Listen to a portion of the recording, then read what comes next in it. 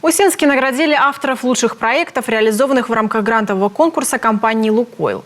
Церемония вручения статуэток «Рубиновой лисы» прошла в 4-й раз. И в этом году своеобразный «Оскар» от нефтяников получили авторы 15 проектов. Северин Арпа расскажет подробнее. Победителями 15-го конкурса социальных и культурных проектов компании «Лукойл» в Республике Коми и Ненецком округе стали свыше 80 проектов. Авторов лучших из них отметили особой наградой – статуэткой «Рубиновой лисы». Очередные 15 статуэток найдут своих победителей. Это действительно лучшие проекты, которые были отобраны по результатам последнего конкурса.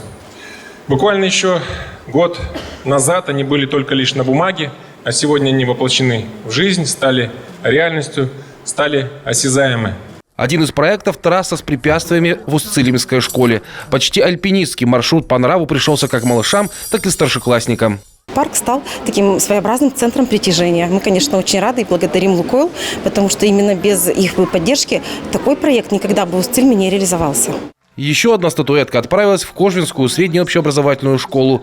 Там при поддержке «Лукойла» был открыт лингофонный класс для изучения иностранных языков. Впредь занятия с индивидуальным подходом. Он может вести индивидуальное обучение одновременно. То есть часть детей занимается с каким-то ребенком, он может индивидуально, не мешая никому, со своего компьютера общаться через наушники с другим учеником.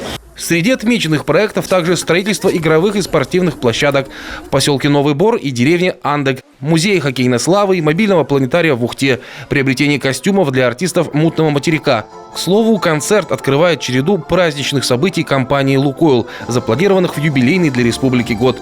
Программа прошла с соблюдением всех противоэпидемиологических норм. Рассадка через одного, на зрителях маски. Большое спасибо компании «Лукойл» за то, что этот конкурс настолько прочно уже влился в нашу жизнь, стал традиционным и популярным среди наших регионов, северных, среди наших городов.